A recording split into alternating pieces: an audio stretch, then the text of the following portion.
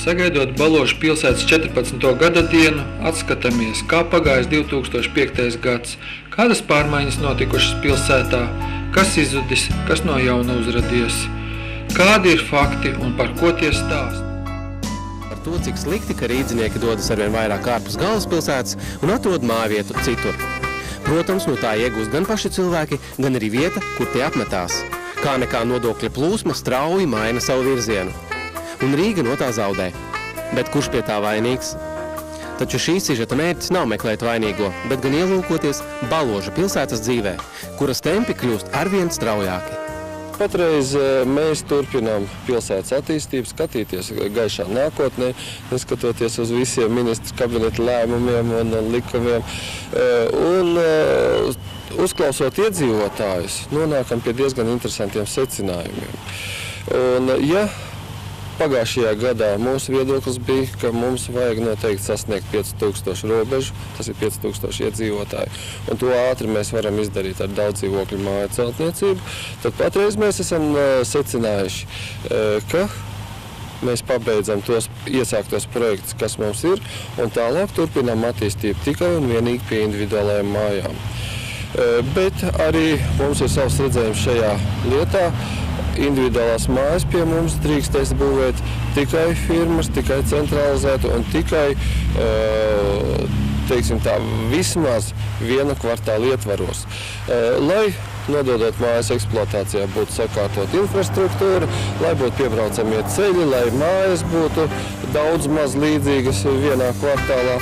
Un tad mēs arī varam prognozēt visu pārējo. Mēs strādājam patreiz pie tādas diezgan centralizētas pilsētas attīstības.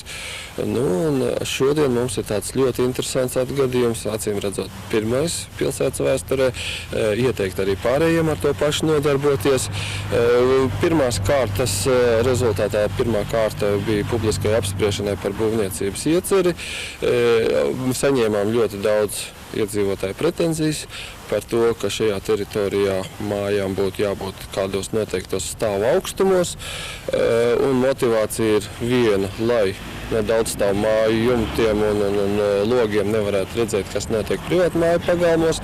Mēs taisam eksperimentu un braucam debesīs un skatāmies.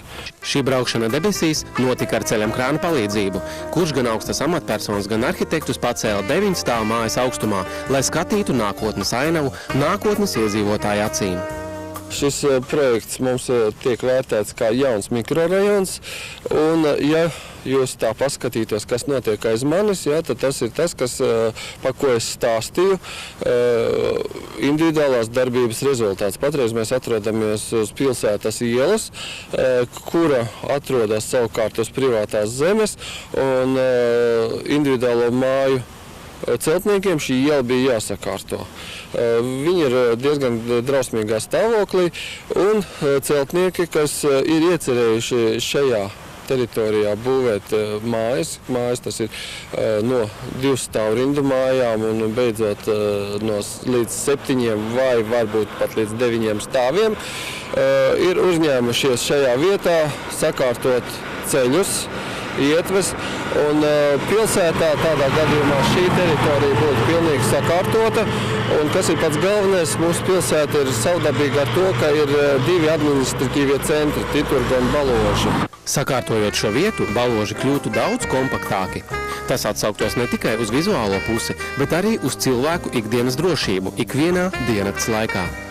Šeit notiek Krišāna Barona ielas 4 mājas būvniecības darbas sagatavošana, un arī šeit bija ļoti daudz iedzīvotāju aktivitātes, un iedzīvotāji izteica savas vēlmes, un pašvaldības viedoklis šajā gadījumā nedaudz atšķīrās no iedzīvotāju viedokļa. Bet kāpēc tas tā bija? Jā, tas ir dzīves piemērs, kad pašvaldība šādā celtniecībā meklē pašlabumu gan priekš pašvaldības, gan priekš pašvaldības iedzīvotājiem. Tātad jūs redzat, ka šeit ir diezgan daudz izrakts, izjauktas siltumtrases, izjaukta komunikāciju tīkli, un mēs esam panākuši to, ka būvnieki, firma, kurai viennozīmīgi tas ir neizdevīgi, par saviem līdzekļiem iegulda darbu un materiālus pilsētas infrastruktūras attīstībā. Tātad, kas notiek? Tiek mainīta siltumtrase, tiek mainīta siltumtrases posms apmēram 300 metrus, kas pilsētai būtu izmaksājis pie 60 000 latu. Iedzīvotājiem atliek tikai samierināties ar domu, ka pilsētas tēvi gan jau zinās labāk. Pašreiz domei izstrādes stadijā ir 4 projekti. Starp viņiem ir arī daudz dzīvokļu mājas celtniecība tā saucamajā baraku teritorijā. Nākošajā gada vasarai paredzēts pabeigt arī pilsētas 2. attīstības plāna izstrādi.